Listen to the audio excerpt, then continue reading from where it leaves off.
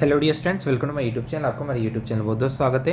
आज के इस वीडियो के अंदर अपन यहाँ पे जेईई एडवांस 2025 पेपर 2 का यहाँ पे क्वेश्चन नंबर 15 सॉल्व करने वाले हैं। सो वीडियो को एंड तक जरूर देखिएगा। वीडियो पसंद आए तो प्लीज़ वीडियो को लाइक जरूर कीजिएगा और चैनल पर नहीं तो प्लीज़ चैनल को सब्सक्राइब जरूर कर लीजिए ताकि आपको इस प्रकार का कंटेंट रेगुलर बेसिस से मिलता रहे।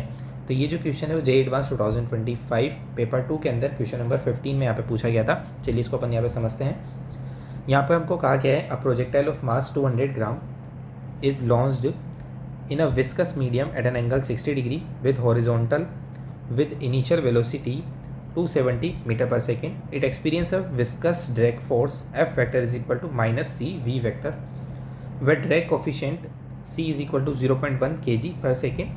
V vector हमको दे रखा है instantaneous velocity vector of the projectile. The projectile hits a vertical wall after 2 seconds taking E is equal to 2.7. The horizontal distance of the wall from the point of projection is. इस सवाल के अंदर कहा गया एक projectile है, इसका मास 200 ग्राम है। इसको लॉन्च किया गया है हॉरिजॉन्टल से 60 डिग्री के एंगल पे। यहाँ आप देख भी सकते हैं डायग्राम में 270 मीटर इसकी स्पीड है। इसको हॉरिजॉन्टल से 60 डिग्री पे लॉन्च किया गया। तो मैंने इसके दो कंपोनेंट कर ली हैं। ये हो जाएगा 135 मीटर पर सेकेंड, ये हो जाएगा 135√3 मीटर पर सेकेंड। ओके, इसके बाद यहाँ पे हमारा जो मीडियम है वो कैसा मीडियम, हमारा विस्कस मीडियम। उसके अंदर हमारे पास जो ड्रैग फोर्स लग रहा है वो कितना लग रहा है, F vector is equal to minus का सी वी वेक्टर। जनरली जब हम प्रोजेक्टाइल की बात करते हैं तो वहाँ पे ड्रैग फोर्स एब्सेंट हम लेके करते हैं, लेकिन यहाँ पे ड्रैग फोर्स हमको दिया हुआ है तो हमको इसको कंसीडर करते हुए यूज़ करना है। अब चूंकि यहाँ पे हमारे पास ड्रैग फोर्स लग रहा है, यानी कि हमारा जो फोर्स है वो हमको फंक्शन दिया हुआ है कुछ इस प्रकार का माइनस सी वी वेक्टर। ठीक है, तो यदि मैं यहाँ से एक्सेलरेशन निकालूंगा तो अब जो एक्सेलरेशन हमारे पास होगा वो यहाँ पे कॉन्स्टेंट नहीं होगा, वो यहाँ पे वेरिएबल होगा, क्योंकि वो यहाँ पे क्या कर रहा है, वेरी कर रहा है विद इंस्टेंटेनियस वेलोसिटी वेक्टर के साथ। वो यहाँ पे क्या कर रहा है, वेरी कर रहा है। तो हम यहाँ पे जो एक्सेलरेशन है वो कांस्टेंट नहीं है, तो हम यहाँ पे इक्वेशन ऑफ मोशंस का यूज़ नहीं कर सकते। तो हमें यहाँ पे इंटीग्रेशन का यूज़ करके ही फाइंड आउट करना होगा। ठीक है, तो हमारे पास जो फोर्स का वेक्टर है मैंने उसको लिख लिया M into A vector is equal to minus C V vector. यहाँ से एक्सेलरेशन वेक्टर की वैल्यू हमने निकाल ली माइनस का C V vector by M. Acceleration को मैंने लिख लिया यहाँ पे D V vector by D T is equal to minus C V vector by M. यहाँ पे हम वेरिएबल सेपरेट कर सकते हैं, D V vector by V vector is equal to minus C by M into D T. अब मेरे को यहाँ पे इसको एक्स डायरेक्शन के अंदर सोल्व करना है, क्योंकि हमको यहाँ पे कौन सी डिस्टेंस निकालनी है, हॉरिजॉन्टल डिस्टेंस हमको निकालनी है। टाइम हम कहाँ से यूज़ कर लेंगे कि उसने वाई डायरेक्शन में जब वॉल को हिट किया है तो कितने सेकंड बाद हिट किया है, 2 सेकंड बाद उसने हिट किया है। तो इतनी देर में उसने हॉरिजॉन्टल में कितनी डिस्टेंस कवर करी होगी।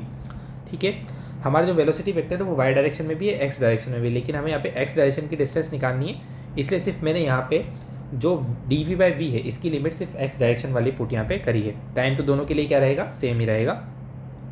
सो डी वी बाई वी जो है इसका हमारे पास, सॉरी बच्चों, यहाँ पे लिमिट नहीं आएगी, यहाँ पे हमारे पास एल एन वी आ जाएगा। ठीक है, यहाँ पे हम डी वी बाई वी का जो हमारे पास इंटीग्रेशन है वो क्या हो जाएगा, एल एन वी हो जाएगा। इसकी जो लिमिट है वो है यू एक्स से लेके वी एक्स। ठीक है, यू एक्स हमारे पास क्या है, इनिशियल वेलोसिटी है, वी एक्स हमारे पास क्या है, फाइनल वेलोसिटी है। इधर हमारे पास लिमिट क्या आ जाएगी, C by M into D T का इंटीग्रेशन क्या हो जाएगा, टी। तो मैंने डायरेक्ट यहाँ पे पुट कर दिया है। इसकी लिमिट रख देते हैं तो ये हो जाएगा L N V X by U X is equal to minus C T by M. तो यहाँ से जब मैं लोग हटाऊंगा तो इधर ई की पावर बन जाएगी और यू एक्स को भी मैंने इधर भेज दिया। तो वी एक्स का फंक्शन मेरे पास क्या बन गया, यू एक्स इंटू ई की power minus C T by M. ठीक है, ये वेलोसिटी का फंक्शन आ गया। अब मैं यहाँ पे वी एक्स को लिख सकता हूँ D X by D T is equal to U X E की power minus C T by M. So again मैंने डी टी वाला फंक्शन जो है उसको इधर भेज दिया है। तो यहाँ पे डी एक्स हो गया, इसकी लिमिट लगा दी हमने 0 से लेके एक्स।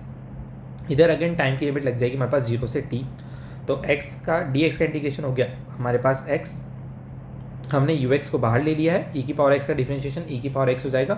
और इसका जो कोफिशिएंट है उसको अपन क्या कर देंगे, यहाँ पे डिवाइड कर देंगे। जो टी के साथ यहाँ पे मल्टीप्लाई कर रहा है उसको डिवाइड कर दिया हमने यहाँ पे।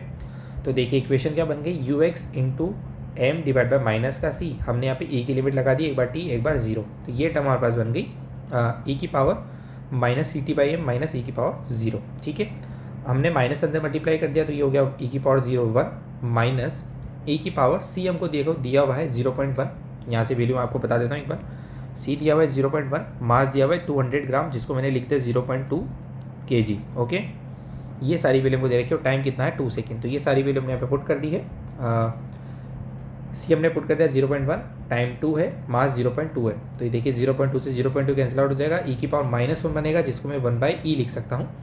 तो आगे तो मेरे पास क्या चल रहा है, M into U X by C. तो मास 0.2 यू एक्स कितना है 135 मीटर पर सेकेंड, सी हमारे पास है 0.1, 1 माइनस 1 अपॉन ई की वैल्यू हमको दे रखी है इन्होंने सवाल के अंदर 2.7, तो ये हमने पुट कर दी 2.7। देखिए तो ये एलसीएम ले लेंगे तो 2.7 माइनस 1, तो ऊपर बनेगा 1.7, नीचे 2.7, पॉइंट मैंने हटा दिया है तो इसको मैं 17/27 लिख सकता हूँ। 27 से हमारे पास 270 10 टाइम्स कैंसिल आउट हो जाएगा, तो ये हमारे पास आ गया 170 मीटर। तो हमारे पास यहाँ पे इन्होंने जो रेंज दे रखी है वो दे रखी है 167 से लेके 171, तो हमारा रेंज के बीच में आंसर लाई कर रहा है। आई होप सभी को सवाल यहाँ पे समझ में आ गया होगा। बस इसमें खास बात हमको ये ध्यान रखनी है कि हम इक्वेशन ऑफ मोशन यूज़ नहीं कर सकते क्योंकि फोर्स हमारा वेरिएबल है, तो एक्सेलरेशन भी वेरिएबल होगा, तो हम यहाँ पे इक्वेशन ऑफ मोशन यूज़ नहीं कर पाएंगे, तो आपको इंटीग्रेशन से इसको यहाँ पे सोल्व करना होगा। आई होप सभी को सवाल यहाँ पे समझ में आ गया होगा। ये सवाल मुझसे एक स्टूडेंट ने यहाँ पे पूछा था। यदि आपको और किसी सवाल में डाउट रहता तो आप कमेंट करके मुझे बता सकते हैं, उस सवाल के ऊपर मैं नेक्स्ट वीडियो यहाँ पे जरूर बनाऊंगा। Thanks for watching, please like subscribe my YouTube channel.